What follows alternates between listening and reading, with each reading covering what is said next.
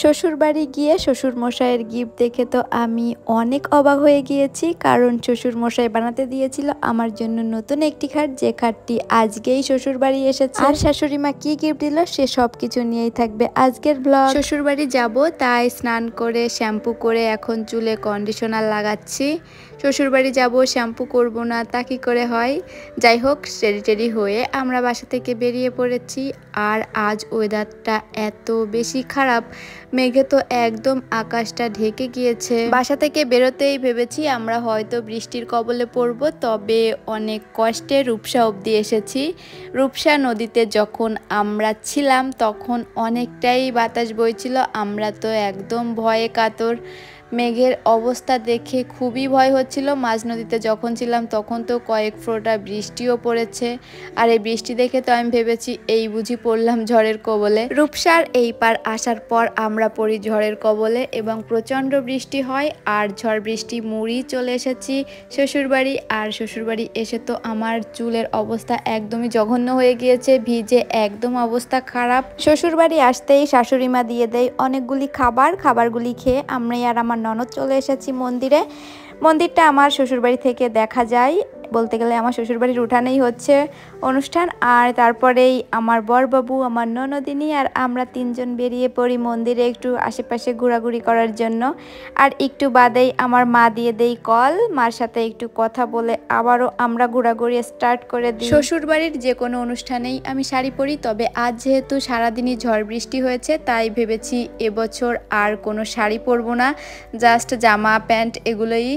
আর তারপরেই ননদিনীকে নিয়ে একটু ঘোরাঘুরির পর চলে আসি শ্বশুরবাড়ি। আর এসে 2-3টা বুনুকে বেশ সুন্দর করে শাড়ি পরিয়ে একটু সাজুগুজু করিয়ে দিই।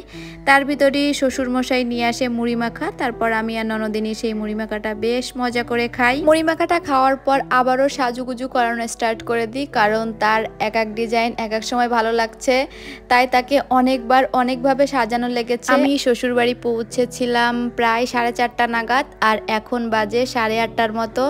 পরে আর একবারও মন্দিরে যাবার টাইম পাইনি, শাশুড়ি মা তো রেগে ফায়ার, কেন মন্দিরে যাচ্ছি না। আর বুনুকে সাজানোর পর এখন আমি আর আমার ননদিনী রেডি হব। শাশুড়ি মা তো বলে গিয়েছিল শাড়ি পরতে, তবে ননদিনীর ব্লাউজ আমার খাটেনি তাই শাড়ি পরা আর হয়নি। তারপর ননদিনীর একটা জামা পরলাম, ননদিনী তো বেশ সুন্দর করে জামাটাকে আয়রন করে দিয়েছে। আর তারপর রেডি হয়েই আমরা শ্বশুরবাড়ির উঠানে দাঁড়িয়ে দাঁড়িয়ে দেখছিলাম এক একটা করে দল আসছিল। আজ ছিল 60 দলীয় মতুয়া সম্মেলন অনুষ্ঠান, আর অনুষ্ঠানে এসে শাড়ি পরা হয়নি, তাই জন্য মনটা একটু খারাপ। শ্বশুরবাড়ির অনুষ্ঠান শাড়ি পরবো না কিরকম একটা ব্যাপার। তারপরেও যেহেতু বর্ষা কাদা আর ব্লাউজ না আনার কারণে শাড়ি পরাটা আর হয়নি। আর এই তো অনেকক্ষণ মন্দিরে থাকার পর আমরা আবার চলে এসেছি মেলায়। আর এখন যোগ হয়েছে আমার ননদিনীর ফ্রেন্ড, তবে সে কিন্তু আমারও ফ্রেন্ড, আমরা 3 ফ্রেন্ড বলা যায়। মেলায় এসেই আমরা চলে এসেছি কুলফি খেতে। আর ছোটোবেলায় যে কোনো মেলায় গিয়েই আগে কুলফি খেতাম, সেই অভ্যাসটা এখনও থেকে গিয়েছে, মেলায় আসলেই ঠান্ডা একবার খাওয়া লাগবে। আর এই তো এখান থেকে আমরা 3টা কুলফি নিয়ে নিলাম, আর কুলফি 3টা 3 রঙের নিয়েছিলাম যাতে ছবি বা ভিডিও ভালো লাগে। এক একজনের এক এক রকম কালার, এটা দেখতে বেশ ভালোই লাগছিল। মেলা থেকে কুলফি খেয়ে আরও কিছুক্ষণ মেলায় ঘোরাঘুরি করে তারপর চলে আসি আবারও মন্দিরে।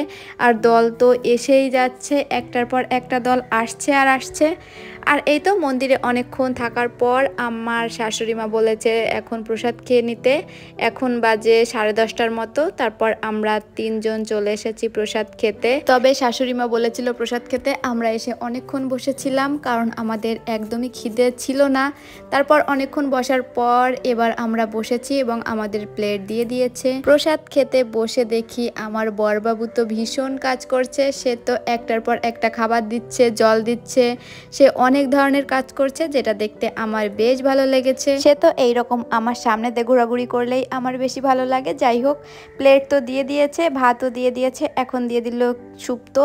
সব কিছু মিলিয়ে তরকারিটা বেশ ভালো লেগেছে। তারপরে ডাল দিয়ে দিল, তবে ডালটা খেতে আমার একদমই মনে ছিল না। লাস্টে দিয়ে দিল আলুর তরকারি আর টকটা খাইনি। তারপর খাওয়া দাওয়া কমপ্লিট করে আমরা চলে এসেছি আবারও মেলায়। আর মেলাতে এসে ফুচকা নুডলস অর্ডার দিয়ে আমরা এখানে একটু ভিডিও করছিলাম, একটু গল্প করছিলাম। ফুচকা নুডলস আর পাস্তা খাবার পর আমরা এখানে বসে একটু গল্প করছিলাম। তখন শাশুড়ি মা কল দিয়ে বলল আমাদের বাড়ির খাট চলে এসেছে। শ্বশুরমশাই আমার জন্য একটা খাট বানাতে দিয়েছিল আমার পছন্দ অনুযায়ী, যেটা আমি ছবি দেখিয়েছিলাম, আর সেই ছবি অনুযায়ী আমার জন্য একটা খাট বানানো হয়েছে। আর এটা দেখতে কেমন হয়েছে তোমরা অবশ্যই কমেন্ট করে বলো। এটা তো আমার অনেক অনেক পছন্দ হয়েছে। আর এই তো এখানে খাটটা দেখছিলাম কেমন হয়েছে। খাটটা এখন রুমে সেট করার পালা। আমার জন্য আর আমার ননদিনীর জন্য 2টা খাট অর্ডার দেওয়া ছিল, তবে ননদিনীরটা 2-1 দিন আগে আসলেও আমারটা 2-1 দিন লেট হয়েছে, তাই আজ আসলো। আর এই তো শাশুড়ি মা বলতেই আমরা দৌড়ে চলে এসেছি খাট দেখতে। আর এটা দেখতে খুবই সুন্দর হয়েছে। আর এখানে ঠাকুমার কাছে শুনছিলাম তার কি পছন্দ হয়েছে কিনা। আমি বললাম আগে তুমিই খাটে ঘুমাবা, তারপর আমি ঘুমাবো। তো সে বলছিল না আমি নাকি আগে ঘুমাবো। আর এই তো শ্বশুরবাড়ি এসে এখন ড্রেস চেঞ্জ করে নিলাম।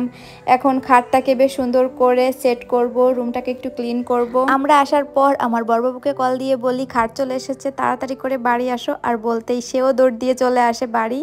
আর এই তো তাকে মেলায় একবারও পাইনি, তাই তার জন্য মেলার গিফট বললে ভুল হবে, এটা হচ্ছে তাকে মেলার খরচটা আমি দিয়ে দিলাম।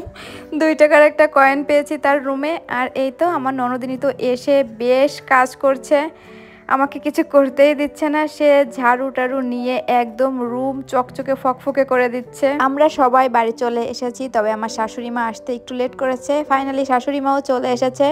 এখন সে বলে দিবে কোন সাইডে খাটটা সেট করব। আর এখানে শাশুড়ি মা মামি সবাই মিলে খাটটাকে রুমে নিচ্ছে, তবে এটার অনেক ওয়েট ছিল, তাদের নিতে খুবই কষ্ট হয়েছে। আমি আর আমার ননদিনী তো এটা উঁচু করতে পারিনি, তাই আমরা দাঁড়িয়ে দাঁড়িয়ে দেখছিলাম। আমরা এখন সবাই মিলে খাটটাকে সেট করি।